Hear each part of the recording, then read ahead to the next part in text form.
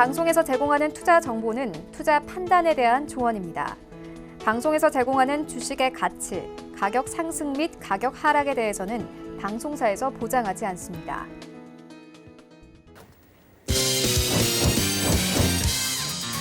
네, 오늘의 주요 헤드라인 소식입니다. 트럼프 미국 대통령은 시진핑 국가 주석과 좋은 전화 통화를 했다고 밝히며 다음 주에 있을 G20에서 미중 정상회담을 열 것이라고 전했습니다. 미국과 중국의 대화 가능성이 열리자 글로벌 증시가 일제히 상승하며 환호했습니다. 하지만 일각에서는 확실한 결론이 나올 때까지는 주의를 해야 된다는 우려의 목소리가 나오고 있습니다. 주요 상장사들의 2분기 이익에 대한 눈높이가 하향 조정되고 있습니다. FN가이드에 따르면 코스피 상장사 101곳의 영업이익 추정치 합계는 19조 5,620억 원으로 3개월 전 전망치보다 20%가량 하락했습니다. 국내 증시가 부진한 가운데 기업들의 영업이익 감소로 추가 하락 가능성에 대한 우려가 커지고 있습니다. 인보사의 품목허가 취소로 존폐 위기에 놓였던 코롱티슈진의 상장 유지 여부가 다음 달 10일 결정됩니다. 한국거래소는 공시를 통해 오늘로 예정되어 있었던 코롱티슈진의 실질 심사 대상 여부 결정을 위한 조사 기간을 연장한다고 밝혔습니다. 업계에서는 코롱티슈진의 상장 폐지에 대한 관측이 지배적인 가운데 소액주주들의 피해를 고려해 상장이 유지될 것이라는 주장도 나오고 있습니다.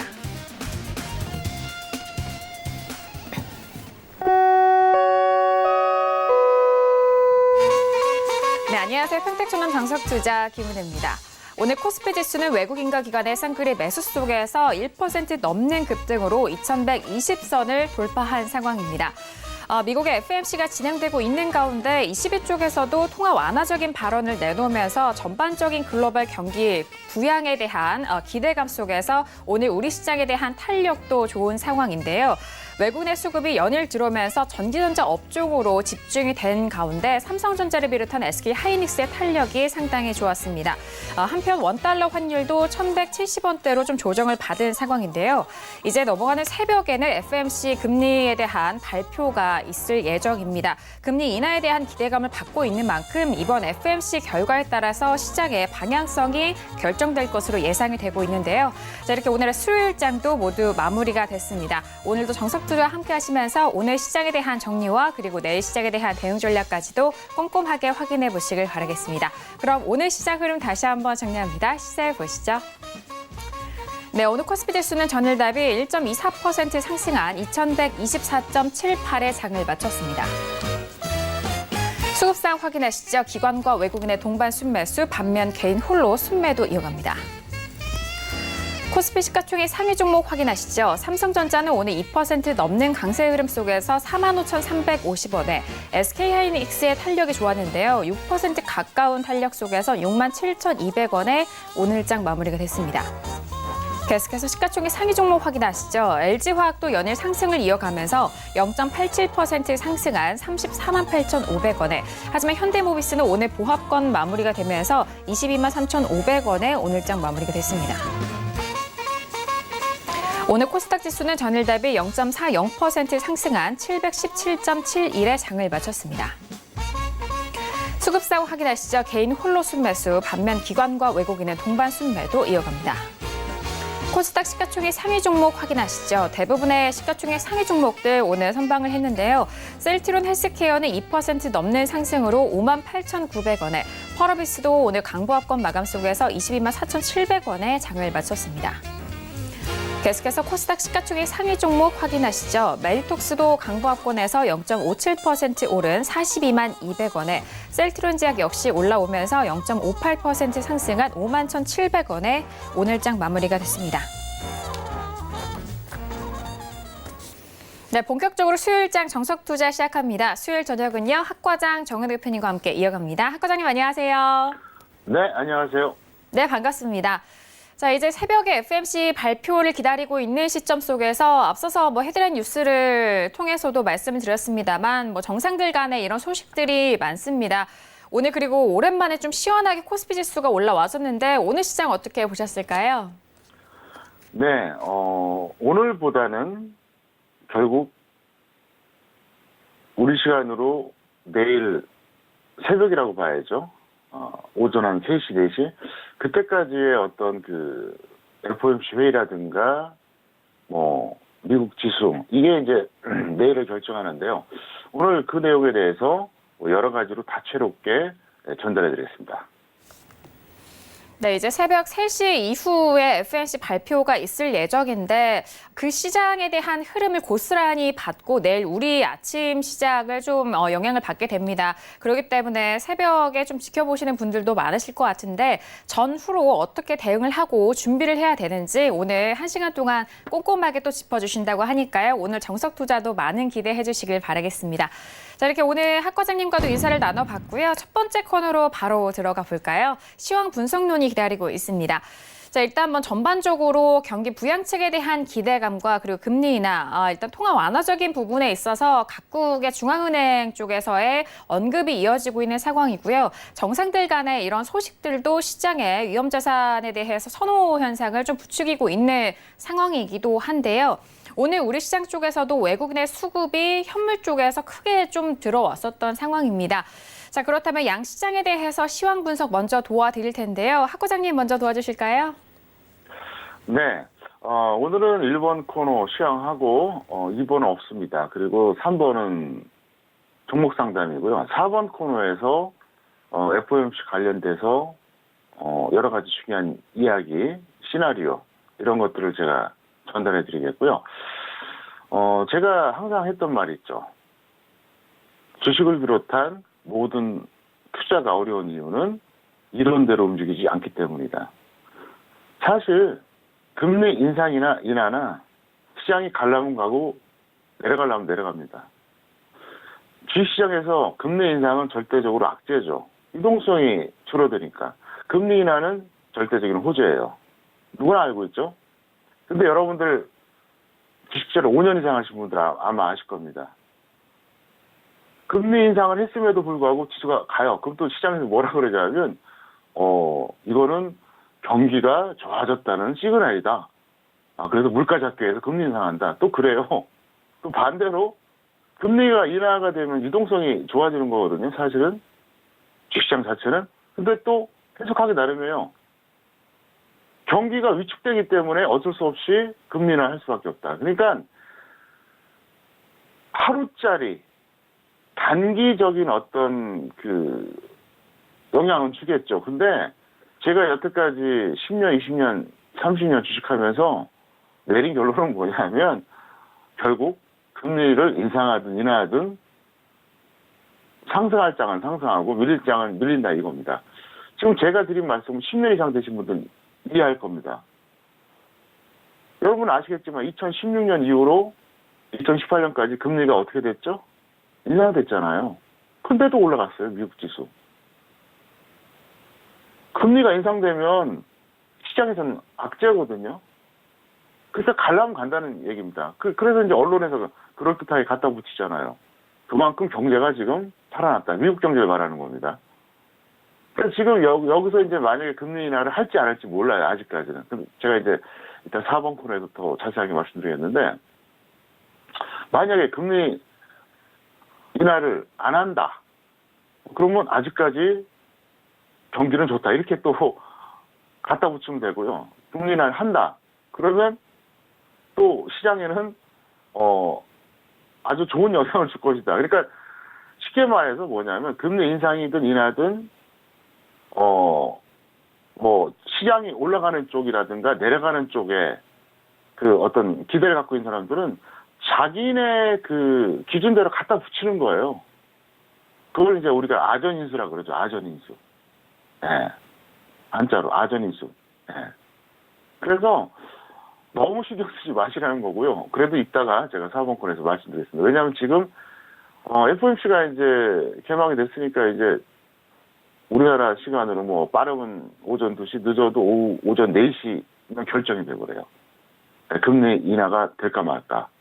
그리고 연준 의장의 발언이 상당히 중요합니다. 왜냐하면 이제 회의 끝나고 인터뷰한다 그랬기 때문에 그래서 오늘은 제가 이걸 좀 길게 얘기할 수밖에 없고요. 일단 오늘 시장 점검을 해드리겠습니다. 오늘 이건 간단하게 할게요. 뭐 길게 할 거 없고요. 코스피는 갭 상승 이후에 상승 마감했고요. 5일선을 돌파했습니다. 코스닥은 상승 출발 이후에 상승 마감했는데 음봉 기록했습니다. 좀 위축되는 경향이 있죠. 등락 원인은 코스피 같은 경우에는 오늘 외국인 기관 프로그램이 매수했으니까 당연히 오르고요. 코스닥은 오늘 플러스는 나왔지만 음봉 나왔다 그랬잖아요. 이게 바로 코스피랑 정반대였죠. 외국인 기관 프로그램 매도가 나오다 보니까 오늘 같은 날 음봉이 나왔습니다. 그래서 코스닥 같은 경우는 좀 아쉽다 이렇게 볼 수가 있겠습니다. 특이사항은 오늘 그 대형주 지수가 이제 돋보이는 상승이었습니다. 뭐 당연하죠. 수급이 좋으니까. 코스닥은 등락 비율이 코스피보다 낮은 무슨 얘기냐? 상승 종목과 하락 종목 전체 이 비교를 해봤을 때 코스닥이 어쨌든 상승 종목 비율이 낮다는 거예요. 사실 이렇게 기대감이 있고 코스피가 좋을 때 더 가야 되는데 이게 좀 아쉽죠? 차트 보시겠습니다. 이게 코스피예요. 보세요. 오늘 갭상승에 양봉 나왔죠. 네, 갭상승 양봉 나왔습니다. 갭상승에. 그리고 이 연두색 5일선을 돌파했어요.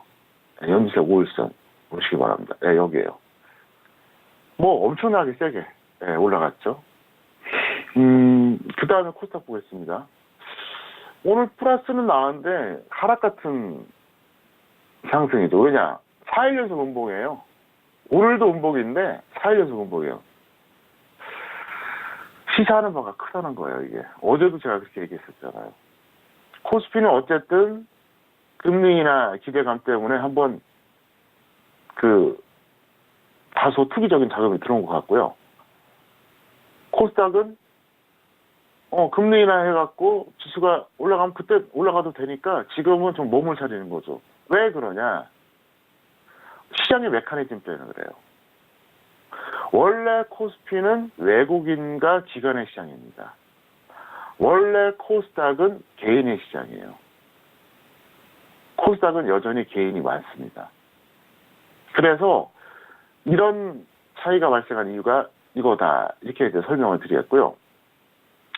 어쨌든 오늘은 2번 코너가 없지만 제가 또 뭐 특별히 드릴 말씀도 있고 또 4번 코너가 중요하니까 일단 오늘 거는 뭐 이렇게 길게 얘기할 필요가 없을 것 같아요. 왜? 오늘 지수가 뭐 어찌어찌 됐다. 또 내일 어떻게 될 것이다. 이거는 의미가 없어요. 오직 FOMC 회의 결과가 모든 걸 결정하니까 오늘 시간 코너는 이렇게 간단하게 넘어가겠습니다. 네, 오늘 수일장에 대한 전반적인 정리를 해드렸습니다. 코스피 지수 같은 경우에는 갭상승 이후 상승으로 마감이 된 상황인데요. 5일선을 돌파하는 흐름으로 오늘 2120선이 다시 좀 안착이 된 상황이었습니다. 자, 코스닥 지수 같은 경우에는 역시나 상승 출발한 이후에 상승으로 마감이 됐는데 음봉으로 좀 기록됐다라는 점 다시 한번 참고하시고요. 그리고 오늘 코스피 지수 안에서는 대형주들의 또 지수 상승이 뭐 전반적으로 시장을 이끌었다라는 소식과 그리고 코스닥 시장 안에서는 등락 비율이 코스피보다는 좀 낮았다라고 이렇게 좀 간단하게 정리를 하도록 하겠습니다. 자, 그렇다면 오늘 수요일 시장 안에서 관심 있게 살펴보셨던 관심 종목도 만나보는 시간인데요. 자, 과장님 오늘 시장 안에서 어떤 종목들 좀 눈에 띄게 보셨을까요? 네, 한국주철관 그리고 링크 제니시스 두 종목을 꼽아봤습니다. 네, 오늘도 두 종목입니다. 한국주철관과 링크 제니시스를 꼽아주셨는데요. 자, 오늘장의 한국주철관은 9% 넘게 올라오면서 12,400원에 장을 마친 상황이고요. 링크 제니시스도 오늘 상한가를 기록했습니다. 상한가 기록하면서 7,480원에 오늘장 마무리가 되는데요. 자, 두 가지 종목에 대해서 구체적인 분석도 도와주실까요? 네, 한국주철관 같은 경우에는 보유자는 매도 확실한 조정 시 재매수하자 이렇게 설명드리겠고요. 이게 오른 이유는 간단해요. 정부의 붉은 수돗물 사태 관련해서, 뭔가 발표했죠? 그러니까 이제, 관광 테마주가 강세죠. 그래서, 당연히 이제 노후된 걸 교체해야 되잖아요. 쉽게 말하면 파이프. 예. 그래서 이제 이게 올라갔는데 사실, 저는 그래요. 이미 좀 호재를 좀 받았다. 그리고, 이 기업만 이게 혜택 보는 건 아니거든요. 그래서 일단 그렇게 보자 설명드렸는데 일단 차트를 보겠습니다. 여기서 보시면 어제 오늘 거래가 엄청났죠? 예. 그리고 거래가 이렇게 엄청 났고요. 그 다음에 이렇게 보셔도 이틀 연속 장대 양봉이 나왔습니다. 그런데 윗꼬리도 또 길어요. 예, 윗꼬리가 길다고 하는 건 뭐냐면 매도세도 만만치 않다는 거거든요. 매도세가 약하면 윗꼬리가 짧죠. 일주 동안 거래가 또 터졌고. 그리고 이 종목 추세 한번 볼까요? 보시면, 지금 여기서 보시면은요. 일단 지난 2015년에 한번 엄청나게 상승했었어요. 그때 대략 뭐 가격으로 보면 한 거의 25,000원대 갔다가 쭈르륵 흘러내려서 반토막 이상 났죠. 특히 작년 그렇게, 가을. 그때는 이제 이게 뭐 굉장히 약하게 좀 밀렸습니다. 그러니까 가격으로 본다면 뭐 거의 이게 지금 정확하게 가격이 안 나오는데, 예, 한 7,000원이 깨졌었어요. 그러니까 25,000원 이상 갔던 게 7,000원 깨졌으니까 몇 년 사이에 3분의 1 토막 났는데, 그러고 나서 이제 지수 좋을 때 슬금슬금 올라가다가, 이 종목 같은 경우에는 이제 그냥, 더 이상 탄력이 없어. 이런 구간에, 예, 다시 한번 이제 박스권 매매를 이어가다가 갑자기 이제 재료가 뻥 터지는 거예요. 그래서 한마디로 운이 좋은 거죠. 이게 바로 변수예요. 제가 항상 얘기했잖아요. 시장은 어떤 정상과 비정상이 있다. 그러니까 지수가 되든 종목이 되든. 정상적인 것은 가치와 수급으로 움직이는 게 이 정상적인 흐름이에요. 근데 변수는 뭐냐면 비정상은 뭐냐면은 왜곡이나 변수입니다. 왜곡은 뭐 간단해요. 조작하는 거고요. 변수는 뭐죠? 호재악재. 그러니까 운이 좋은 거예요. 그래서 뭐 물론 더 갈 수도 있겠지만 굳이 이 종목을 계속 홀딩하는 건 전 비합리적이라고 보고요. 일단 있는 분들은 감사한 마음으로 정리하고 확실하게 조정받으면 또 들어가시고 아니면 말고. 그럼 없는 사람들은 어떻게 될까요? 추격하시면 안 되죠. 네. 추격하시면 안 되고 물론 뭐 이게 노후된 파이프 때문에 그렇다는 어떤 그런 이슈 기사가 나오긴 했는데 좀 더 뭐 지켜봐야 되고요. 또 그게 어떤 특정한 구간에서만 뭐 그렇다 그러면 뭐 크게 뭐 영향 미치지 않다고 볼 수도 있거든요.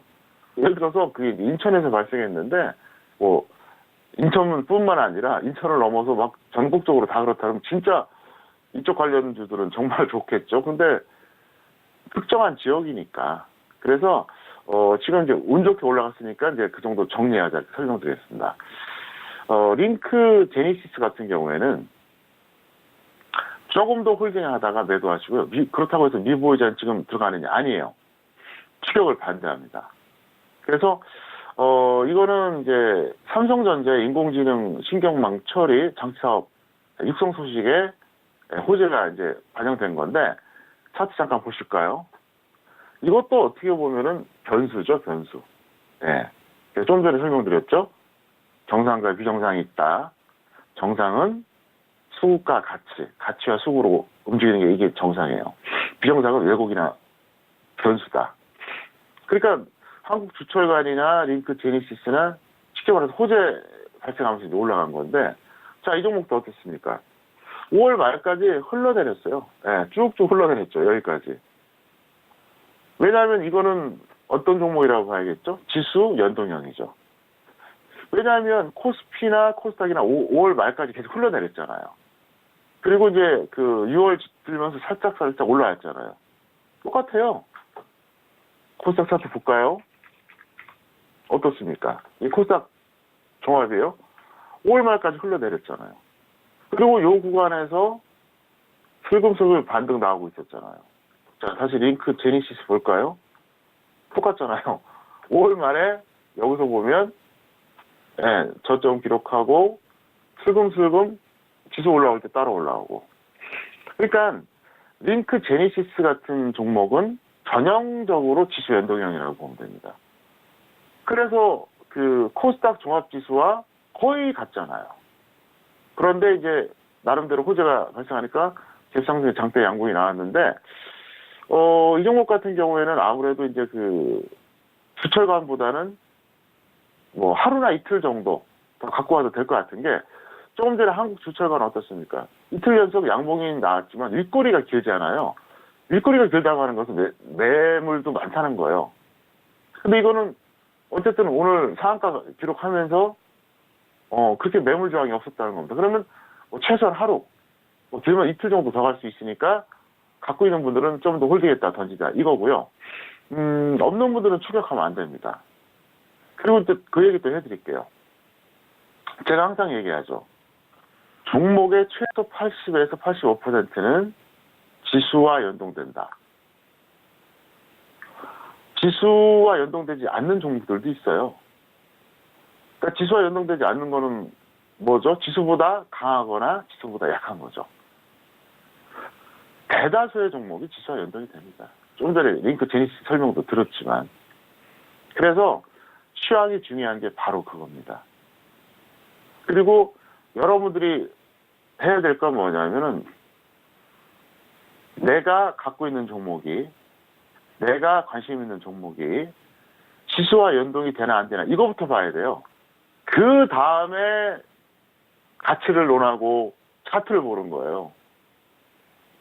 예를 들어서 80에서 85%가 지수와 연동된다 그랬잖아요. 그럼 지수와 연동되는 종목 같은 경우에는 차트 분석을 할 필요가 있을까요? 없을까요? 당연히 없죠. 예를 들어서 지수보다 훨씬 강하거나 지수보다 훨씬 약해요. 이러면 막 차트를 보면서 막 연구를 해야 돼요. 아, 이게 기술적으로 어떻고. 근데 지수랑 거의 똑같이 움직여. 그럼 뭐하러 그 종목 차트를 보냐고요. 지수만 보면 되잖아요. 제 말이 논리적으로 수긍이 되시죠? 그래서 저는 참 개인들 보면 답답해요. 전문가들도 마찬가지예요. 이렇게 상담한 종목을 이렇게 보면 지수랑 똑같이 움직여. 근데 뭐 차트 갖고 막 선 긋고 막 이렇게 뭐 박스 치고 뭐 이제 보조지표 몇 개 갖다 얹어놓고 그냥 막 얘기를 해요. 나는 어이가 없는 거예요. 왜? 지수랑 연동형은 지수만 보면 되는데 그걸 왜 보냐고요. 개인 투자자들도 마찬가지고. 아시겠습니까? 그래서 일단 두 종목 제가 이제 말씀드렸고요. 앞으로는 제가 이제 이렇게 관심 종목도 얘기한다든가 뭐 하면서 사실상 교육적인 팁을 많이 드리겠습니다. 네, 오늘 장 관심 종목에 대해서 알아봤습니다. 첫 번째 관심 종목은 한국주철관이었습니다. 보유자는 현재 구간에서 매도한 이후에 확실한 조정 시 다시 한번 재매수해보자라는 의견이고요. 그리고 오늘 상한가를 기록한 링크 제니시스 같은 경우에는 보유자는 조금 더 홀딩한 이후에 매도에 대한 의견과 하지만 미보유자에 대해서는 현재 구간에서 추격 매수 반대 의견을 주신 만큼 일단 보유하신 분 한해서 잘 관리하시고 수익 보시길 바라겠습니다. 자, 이렇게 오늘의 첫 번째 코너 시황 분석론을 저희가 함께 도와드렸습니다. 앞서서 학 과장님께서도 말씀해드렸듯이 이제 새벽에 있을 FOMC 발표에 따라서 앞으로 시장에 대한 방향성 그리고 대응에 대한 부분도 좀 대비를 하고 있어야 됩니다. 이 전에 이제 금리 인상과 그리고 동결 그리고 이제 다시 금리 인하로 좀 전환이 되는 이 시점에 어떻게 또 시장을 바라보고 준비를 해야 되는지 오늘 참 궁금한데 하시고 싶으신 말씀이 있으실 것 같아요, 학 과장님. 네, 어차피 시장에 대한 거 그리고 금리 인하에 대한 것은 이제 제가 종목 상담 끝나고 4번 코너에서 이제 말씀드리면 될 것 같고요. 오늘 이제 제가 드릴 말씀 뭐냐면 이거는 뭐 시청자나 경제TV나 또 뭐 주식전문가나 좀 알고 있어야 될 것 같아갖고 이제 말씀드리는데 요즘 금감원에서 주식전문가나 증권 사이트 이제 교육을 많이 시켜요. 그런데 이제 놀라운 게 뭐냐면 대여 계좌를 운영하거나 알선하는 전문가들은 그동안에는 벌금형이었거든요. 앞으로는 징역형까지 때린다고 합니다. 징역형. 가둬놓는다는 거죠. 제가 작년에 한 5번 이상 얘기했을걸요. 대여 계좌 쓰지 말라고. 그만큼 폐해가 심하다는 얘기예요. 이 얘기도 하고 제가 이제 계속 좀 더 할 얘기가 많은데, 이 대여 계좌를 제가 쓰지 말라고 했던 이유가 뭐냐면, 두 가지예요. 첫 번째, 보통 우리가 정상적으로 선물 매매를 할 경우에, 20포인트 반대 방향으로 가면 깡통이 납니다. 20포인트 정도. 쉽게 깡통이 안 나죠. 뭐 몇 달 걸리죠. 뭐 최소 한 달, 뭐 심하면은 뭐 두세 달. 그래야지 정말 깡통이 나요. 근데 대여 계좌는 업체마다 다른데 작게는 3포인트, 많게는 5포인트면 그냥 깡통 나버려요. 왜?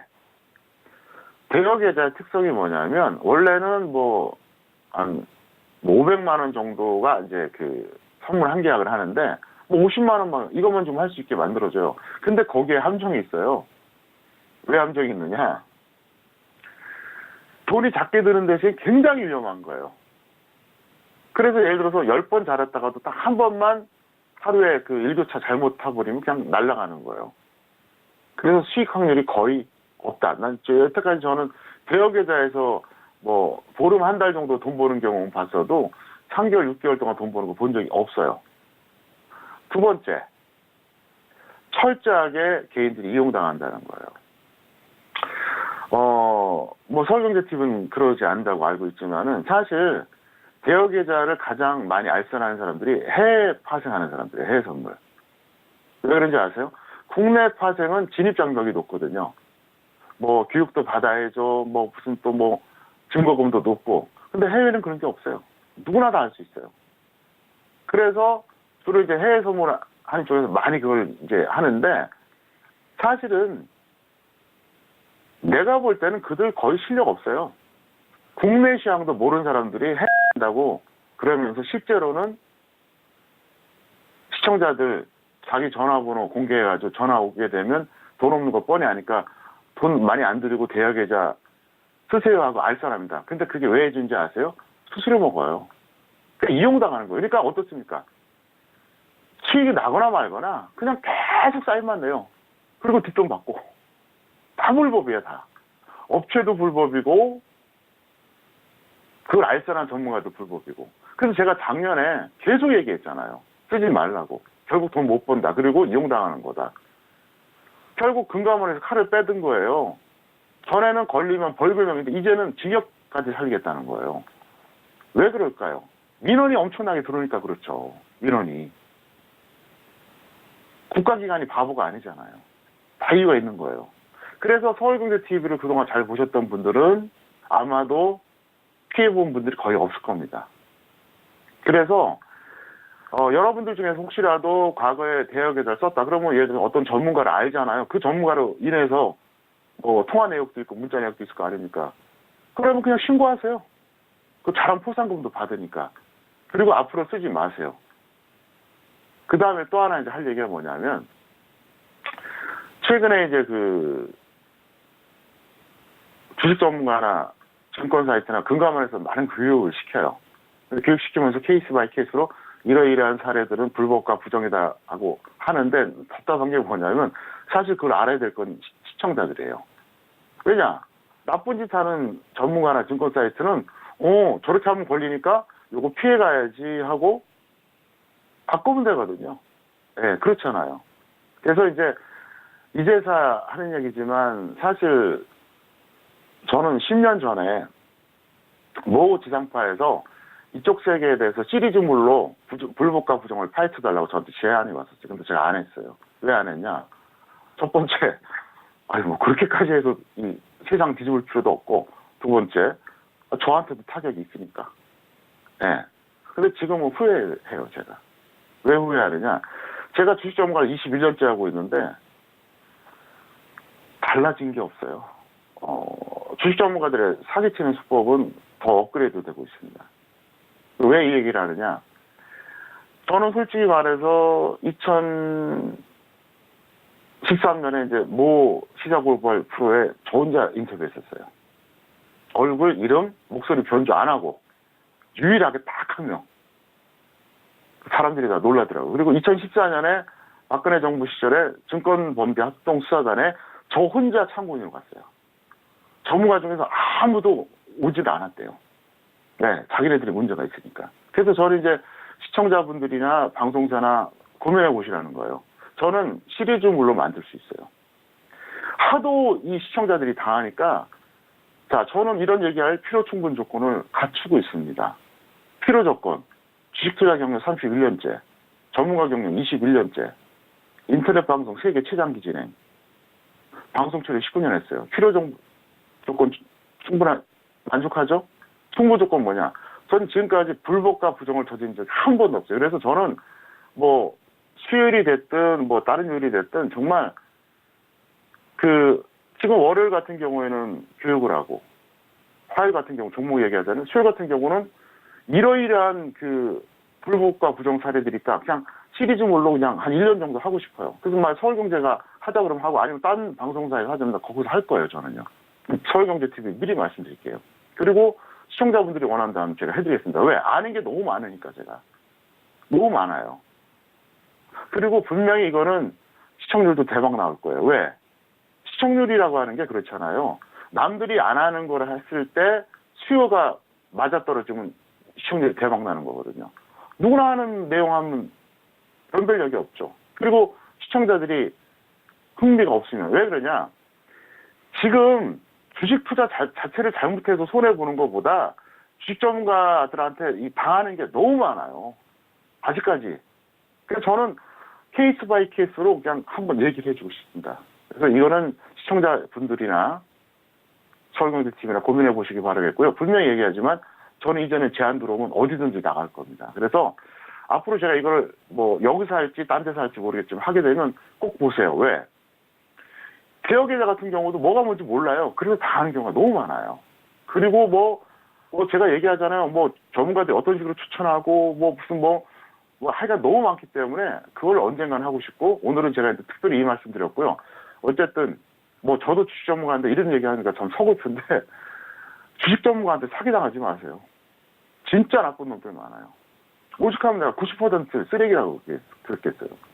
저도 전문가인데, 저도 나이가 50대가 되고 이제 할 만큼 하니까 이제는 얘기해야 될 것 같아요. 왜? 더 이상 이걸 방관할 수가 없고, 그래서 어쨌든 저는 시청자를 위해서, 선량한 다수를 위해서 앞으로도 주식 전문가들 세계에서는 공공의 적이 되겠습니다. 사실 저는 완전히 왕따 당하고 있어요. 왜? 이런 바른 얘기를 너무 많이 하니까. 근데 시청자들한테 도움될 만한 얘기를 앞으로도 해드릴 테니까 여러분들이 꼭 참고하시기를 바랍니다. 네, 이 시간에는 또 투자자분들을 위해서 또 시청자분들을 위한 마음이 더욱더 담겨있는 대표님만이 또 해주실 수 있는 말씀을 들어봤습니다. FMC에 대해서도 전반적인 시장의 대응 전략도 중요하지만 그 안에서 또 매매하시는 데 있어서 투자하는 데 있어서 꼭 중요한 내용 언급을 해주셨으니까요. 다시 한번 좀 참고를 해주시고 주의해 주시길 바라겠고요. FMC 관련된 내일장에 대한 대응은 마지막 코너에서 또 준비하고 있다고 하니까요. 마지막 코너 기다려주시기 바라겠습니다. 자, 지금 시각은 10시 33분 지나가고 있고요. 오늘 수요일장에 뉴욕 증시가 개장이 됐습니다. 간밤 뉴욕 증시도 역시나 3대 지수 모두 상승으로 마감이 된 가운데 오늘 수요일장에 대한 뉴욕 증시도 3대 지수 모두 상승 출발이 된 상황인데요. 강보합권에서 움직이고 있는 상황입니다. FMC 회의 결과 대기 속에서 시장은 기대감 속에서 일단 상승 출발이 됐다라는 점 참고해 주시길 바라겠습니다. 자, 이어서 선생님 질문 있어요 시간으로 넘어가 보도록 할게요. 오늘도 다양한 질문들 많이 접수해 주셨고요. 첫 번째 질문부터 확인해 보도록 하겠습니다. 자, 오늘의 첫 번째 질문은요. 끝자리 4981님의 질문이고요. 기아차를 41,250원에 비중은 20% 질문 주셨습니다. 자, 오늘장의 기아차 종가 먼저 확인해 볼까요? 자, 오늘 기아차는 1% 넘게 빠지면서 42,350원에 마감이 된 상황입니다. 지금 수익을 보고 계신 상황인데요. 학 과장님 기아차 어떻게 보실까요? 큰 무리가 없는 매수고요. 삐약 좀 드리겠습니다. 잘하셨고요. 근데 단기로 보세요. 손절 마이너스 5% 또는 10% 보시는 게 좋을 것 같고요. 차트 보시겠습니다. 이분이 여기서 매수하신 건 아주 잘했어요. 이 정도면 훌륭해요. 그래서 평가 얘기인데, 기아차는 평택 촌놈 매니아들은 누구나 다 아는 얘기가 있습니다. 네, 누구나 다 아는 얘기. 2011년, 12년에 8만 원 이상에서 무조건 매도 사인했다고 하는 것은 평촌 매니아들은 다 알아요. 이거 모르는 사람 없어요. 그리고 2013년에 마지막 매도 기회다. 그러면서 뭐라고 얘기했었냐면 언젠가 3만 원이 깨진다고 이미 2013년에 얘기했어요. 무려 6년 전에. 서울경제TV에 증거도 있어요. 그래서 3만 원 깼다 한번 반등 나올 것이다. 그런데 3만 원이 바닥이 아니다. 이미 6년 전에 얘기했습니다. 몰랐죠? 이럴 수가 있나 싶죠? 사실이에요. 또 얘기했어요, 이미. 한두 명이 아닙니다. 그래서, 기아차는 그런 측면에서 봤을 때 거시적으로 보면 지금 반등할 만큼 했으니까 그냥 단기 매매 하시거나 관망하시기를 바랍니다. 네, 기아차에 대한 진단이었습니다. 학점은 비학점 확인이 됐고요. 지금 현재 구간 수익을 보고 계십니다. 일단 손절에 대해서는 좀 짧게 잡아드렸습니다. 마이너스 5% 그리고 목표가 수익에 대해서는 10% 전략 정리해드렸으니까요. 확인해 주시길 바라겠습니다. 자, 이어서 다음 질문도 이어가 볼게요. 끝자리 0585님의 질문이고요. MS 오토텍을 4,200원에 비중은 20% 질문 주셨습니다. 자, 오늘장 MS 오토텍 종가는요 0.91% 빠지면서 3,805원에 마감이 됐습니다. 매수가 대비해서는 현재 손실 구간이시거든요. 학 과장님 어떻게 보실까요? 다소 성급한 매수 가격으로 판단이 됩니다. 그 시약점이고요. 본전 매도하거나 손절 마이너스 10% 매도 후에 다시 접근해도 좋을 것 같습니다. 차트 보시겠습니다. 이분이 여기서 매수하신 거예요. 여기서. 근데 이분은 응용력이 좀 떨어져요. 제가 항상 그랬잖아요. 상승 추세형 종목은 21선 아래, 61선 위, 아니면 121선 아래에서 매수하자. 그러면 이제 평택촌론 차트 이론에 의하면 자, 상승 추세 맞죠?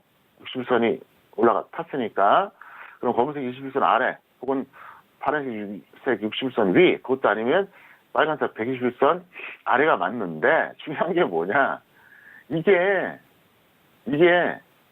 저점에서 지난 가을 저점에서 무려 40~50% 올라온 종목이에요. 그러면 21선 아래는 조금 불안하죠. 물론 21선 아래에 왔다가 더 할 수도 있는데 가격 메리트가 없다는 얘기예요. 그러니까 예를 들어서 뭐 저점에서 한 50%, 70% 정도 왔다. 그런 종목은 21선 아래에서 이 네오박스에서 오늘 여기서 매수하신 요 가격대 있지 않습니까? 이해를 해요. 근데 이렇게 몇 달 동안 꽤 올라간 종목은 여기까지 기다렸어야죠. 121선 정도까지. 그 응용력이 없는 거예요. 그래서 아쉽다는 거예요. 그래서 여러분들이 차트를 이걸 적용을 하더라도 예를 들어서 저점에서 한 50%, 70% 올라온 건지 한 240~50% 올라온 건지 완전히 다른 거죠. 이해가 되시죠? 만약에 이분이 제가 말한 대로 확실하게 121선 아래에서 기다렸다면 여기서 딱 잡았잖아요. 그럼 지금 평가익이거든요. 그러니까 차트를 적용하는 어떤 그 원리는 똑같은데 등락도 보시라는 얘기입니다. 여기까지 말씀드리겠습니다. 네, MS 오토텍에 대해서 진단해드렸습니다. 학점은 C학점 확인이 됐고요. 지금 뭐 반등 시에는 본전 매도 그리고 손절에 대해서는 마이너스 10% 매도 이후에 재매수 노려보시길 바라겠습니다. 자, 이어서 다음 질문 이어가 볼게요. 끝자리 6683님의 질문이고요. 일진홀딩스를 3,910원에 비중은 30% 질문 주셨습니다. 자, 오늘장에 일진홀딩스 종가 확인하시면은요, 오늘 0.14% 약보합이고요, 3,455원에 마감이 됐습니다. 지금 손실 구간이시네요. 네, 학 과장님 어떻게 보실까요? 시합점이고요. 매수는 뭐 이해합니다. 매수할 수도 있어요. 근데 손절을 안 한 게 이제 문제고요. 일시적으로 추가했다가 본전 매도 또는 손절 매도 하시기를 바랍니다. 네, 일진홀딩스에 대해서 진단해드렸습니다. 학점은 C학점이고요. 현재 구간에서 일시적으로 추가 매수한 이후에 본전 매도 또는 손절에 대해서 좀 기준 잡으시고 정리해 주시길 바라겠습니다.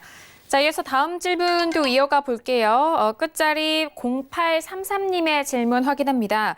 NHN을 79,300원에 비중은 50% 질문을 주셨습니다. 자, 오늘장 NHN 종가는요, 0.36% 빠지면서 8,320원에 83,200원에 마무리가 된 상황입니다. 지금 매수가 대비해서는요, 지금 수익을 보고 계신 상황인데요. 학 과장님은 어떻게 보실까요? 약간 늦었어요. 아쉬워요. 네, 약간 시약점이고요. 이 종목은 뭐 적정 주가 대비로는 뭐 저평가 대비는 좋은데 좀 아쉽다. 자, 본전 매도 또는 수익 10% 매도해달라 설명드렸고 차트를 보시겠습니다. 똑같아요. 반복되죠. 61선이 121선을 돌파하는 상승 추세 맞죠? 이제 막 너무 많이 얘기해서 아마 절대로 안 까먹을 겁니다. 파란색이 빨간색 돌파하면 이게 상승 추세예요, 이게. 그러면 여기서 검은색 21선 아래, 61선 위, 그것도 아니면 121선 아래 딱 기회 왔었잖아요. 근데 이분은 여기서 하신 거예요. 여기서. 자, 상적으로 생각해 보세요. 121선 아래에서 잡았으면 지금 평가가 더 크겠죠. 그죠? 그러니까 이분은 자기 딴에는 이제 확인 매매 한 거예요. 120선 깼다가 반등 나온 거 보고 잡자. 그런데 이미 제가 평택전을 차트 이론으로 얘기했잖아요. 수도 없이. 상승 추세형 종목은 120선 아래에서 매수할 만하다. 물론 그게 다 적정하진 않지만 확률이 높다. 그리고 제가 그런 얘기까지 했었잖아요. 저는 초보자고요. 차트도 못 봐요. 그리고 더 이상 손실내면 안 돼요. 그런 분들은 다른 거 다 필요 없고 이거 하나만 적용하세요. 상승 추세인 종목인데 120선 이탈하는 거. 요것만 들어가세요. 그러면 자, 여기서 이제 들어간다고 해서 무조건 수익 나느냐? 그건 아닙니다. 계속 빠질 수도 있어요. 근데 왜 제가 이걸 주장하느냐? 제가 항상 얘기하는 손소이대 전략이 가능합니다. 손소이대. 손해는 작고 수익은 크게. 왜? 120선 아래에서 들어갔습니다. 그러면 개별주는 10% 손절 보면 돼요. 의량주는 5% 손절. 얼마에 들어갔든 딱 거기서 정리하세요. 왜? 더 빠질 수도 있으니까. 근데 올라가면 우량주는 10%, 개별주 20%씩이 나오거든요. 그러니까 손소이대죠. 손해는 작고 수익은 크고. 예를 들어서 이 구간에서 들어간다 그러면 탄력은 있어 보이는데 위험할 수도 있죠. 여기서도 못 들어가면 주식 투자 하지 말아야죠. 이게 겁나면. 어차피 주식 투자는 위험을 감수해야 됩니다. 감수. 받아들여야 된다고요. 가끔 그런 이상한 사람들이 있어요. 나는 절대로 위험 감수를 하지 않겠다. 그러면서 주식 투자를 한다는 거예요. 말이 안 되는 거죠. 위험 감수하는 대신에 은행에 돈 넣는 것보다 채권 투자하는 것보다 수익이 높잖아요. 공평한 거예요. 은행에 돈 넣어놓거나 채권 투자하면은 위험은 거의 없죠. 뭐 위험이 제로라고 볼 수는 없겠지만 대신 수익이 작잖아요. 세상 공평한 거거든요. 저기서도 못 들어가면 그럼 주식 투자하지 말아야죠. 그래서 오늘 이 대목 다시 한번 말씀드리니까 꼭 참고하시기를 바랍니다. 네, NACN에 대해서 진단해드렸습니다. 학점은 C학점 확인이 됐고요. 지금 본전 매도 또는 수익에 대해서는 10% 매도 전략, 현재 수익을 보고 계시기 때문에 일단 위아래 가격대 잘 확인하시고 대응해 주시길 바라겠습니다. 자, 오늘도 이렇게 선생님 질문 있을 시간을 통해서 다양한 질문들에 대한 상담 도와드렸습니다. 말씀드린 내용에 대해서는 투자 판단에 대한 조언이고요. 해당 상품의 가치와 수익률을 보장하지 않는다는 점 다시 한번 이해해 주시길 바라겠습니다. 자, 오늘 장도 이렇게 모두 마무리를 좀 지었습니다. 이제 새벽에 대한 결과 그리고 내일장에 대해서 많은 분들이 또 예주시하고 계실 것 같은데요. 자, 학 과장님 내일 우리 시장 어떻게 전망하고 계실까요? 네, 내일 한국 시장은 결국은 미국의 결과에 그대로 연동이 되잖아요. 그래서 오직 금리 인하 여부와 연준 의장의 발언이 지수 방향성을 결정한다. 이건 뭐 사실 누구나 다 아는 건데 제가 시나리오를 말씀드릴게요. 그러니까 지수가 올라가고 내려가고, 그러니까 등락이라고 그러죠. 그러니까 시나리오 1, 2, 3, 4를 말씀드릴게요. 1은 가장 좋은 거고 4는 가장 나쁜 거죠. 자, 시나리오 1입니다. 금리 인하를 단행합니다. 그런데 연준 의장이 인내심 발언을 안 해요. 인내심 발언이라고 하는 건 뭐냐면은 인내심을 갖겠다. 이건 뭐냐면은 예를 들어서 금리 인하를 이번에 했지만 굳이 자제하지 않겠다. 이런 뜻이에요. 인내심 발언을 안 하면은. 그러니까 예를 들어서 원이 뭐냐? 첫 번째가 뭐냐? FOMC에서 금리 인하를 합니다. 그러면서 연준 의장이 이제 인터뷰를 바로 이제 하는데 인내심 발언 안 해요. 무슨 얘기냐? 또 할 수 있다. 그런 뜻이에요. 두 번째, 금리 인하를 또 해요. 근데 이번엔 인내심 발언을 합니다. 이건 뭐냐? 이번에 금리 인하를 했지만 쉽게 금방 안 하겠다. 이런 뜻이에요. 그래서 1, 2는 뭐냐? 공통점은 금리 인하를 한다는 겁니다. 근데 연준 의장이 뭐 인내심을 어쩌고저쩌고 얘기가 없으면 굉장히 강한 거죠. 미국도 그렇고 한국도 그렇고. 인내심이 있으면은 일본보다는 조금 강도가 떨어지고. 그럼 3번은 뭐냐? 금리 인하를 안 해요. 안 합니다. 안 하지만 인내심 발언 이것도 없어요. 그러면 예를 들어서 이번에 금리 인하를 안 했지만 인내심을 발휘하겠다 이 얘기를 안 했기 때문에 뭐 다음 달 7월에 할 수도 있고 뭐 아니 9월에 할 수도 있다는 얘기잖아요. 그럼 네 번째가 뭐냐? 최악이죠. 금리 인하를 안 해요. 근데 거기다가 연준 의장이 앞으로 인내심을 갖고 시장을 지켜보겠다 이래 버리면 최악이죠. 네. 그래서 여러분들은 이제 어차피 이제 잠 안 주무신 분들은 이제 뭐 2시, 3시에 아마 뉴스를 보실 거예요. 그러면 이제 어차피 미국에서 이제 결과 나오면은 우리나라도 바로 번역돼서 나오니까. 그러면 이 네 가지 중에 뭐가 되는지 보시라는 얘기예요. 다시 한번 간단히 설명하면 금리 인하를 하고 인내심 발언이 없다. 아주 좋은 거죠. 금방 또 하겠다는 얘기니까. 금리 인하를 했는데 인내심 발언했다. 이건 뭐냐? 쉽게 금방 안 한다. 세 번째 뭐냐? 금리 인하 안 했어요. 근데 인내심 얘기도 안 해요. 그럼 어떻게 됩니까? 금리 인하를 요번에는 안 했지만 조만간 할 수도 있다. 네 번째 최악이 뭐냐? 금리 인하를 안 합니다. 시장의 예상과는 다르게 거기다가 앞으로 인내심을 갖고 지켜볼 거야. 이렇게 얘기해버리면 금방 7월에 안 한다는 얘기거든요. 자, 이걸 왜 얘기하느냐? 이거에 따라서 이 시나리오 네 가지에 따라서 미국 시장이 출렁거릴 거고 한국은 그대로 연동이 될 겁니다. 그대로 연동이 돼요. 그러니까 여러분들이 그거를 명심하시고요. 예를 들어서 이겁니다. 1, 2, 3, 4가 있잖아요. 1 같으면 조금 더 끌고 가도 되고 예를 들어서 올라갔을 때 2 같으면은 너무 욕심 부리면 안 된다는 거예요. 또 반대로 3 같으면 어떻습니까? 적당히 내려갔을 때 뭐 예를 들어서 매도 포지션 취하는 분들도 끊어줄 필요가 있는데 4 같으면은 그냥 더 끌고 가는 게 유리하겠죠. 저는 그래요. 지금 어떤 경제 논리라든가 정치 논리를 대입했을 때 저는 금리 인하를 할지 안 할지 사실 분석은 했어요. 예측도 했습니다. 분석을 통해서 예측한다 그랬잖아요. 오늘이 19일인데 저는 이미 6월 12일에 비공개적으로 발표했어요. 뭐 맞을지 틀릴지 저도 모릅니다. 근데 공개적으로 발표는 안 하겠습니다. 왜 안 하냐?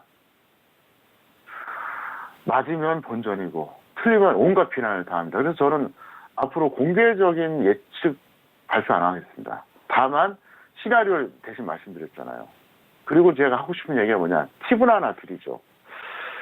현재 미국이 오락가락 하니까 이제 야간 선물이 이제 플러스 마이너스 왔다 갔다 하잖아요. 지금 이제 살짝 마이너스인데 혹시라도 오늘 장중 기준으로 선물 고점 그러니까 275.75가 되겠죠. 혹시라도 275.75가 되는 지수가 온다면 올지 안 올지 저도 몰라요. 온다면 매도 배팅을 해보세요. 금리 인하를 만약에 안 하면 절대로 그 가격 못 오고요. 금리 인하를 한다고 해도 그 가격 정도면은 해볼만 하다는 거죠. 오늘 장중 고점입니다. 야간 선물 고점이 아니라는 거 분명히 말씀드리겠고요. 금리 인하를 만약에 안 한다 그러면 미국이 빠지니까 한국도 뭐 야간 선물이 올라갈 이유가 없죠. 거기까지 절대 못 올라가죠. 근데 한다고 해도 해볼만 해요. 그 정도면. 그래서 만약에 뭐 내일 더 가면 잘라주고 간단하게 뭐 한 2포인트 정도 손절 처리하고요. 내려가면은 거기 잘 활용하시기 바랍니다. 여기까지 말씀드리겠습니다. 네, 금리 인하 여부와 그리고 파월 연준 의장의 발언이 지수의 방향성을 결정할 것이다라는 말씀이셨습니다. 일단 그동안에 FOMC 안에 발언에 껴 있었던 인내심이라는 단어가 있느냐 없느냐에 대한 여부와 그리고 금리 인하 여부까지 이렇게 맞물려서 여러 경우를 설명을 해주셨거든요. 그 부분에 맞춰서 내일 새벽에 있을 결과도 함께 좀 맞춰서 보시길 바라겠고 그에 따른 영향 그리고 방향성에 상승에 대해서도 내일장 대응 잘해주시길 바라겠습니다. 자, 오늘 학 과장님과 함께했는데요. 함께해주신 학 과장님과는 여기서 인사하도록 하겠습니다. 오늘 말씀 감사합니다. 네, 감사합니다. 네, 오늘 저희가 준비한 소식과 내용은 여기까지입니다. 저희 정석투자 방송은요, 서울경제TV 홈페이지를 통해서도 다시 확인할 수가 있으니까요. 많은 활용해 주시길 바라겠습니다. 그럼 저희는 내일 이 시간에 다시 돌아오도록 하겠습니다. 함께해 주신 여러분 오늘도 고맙습니다.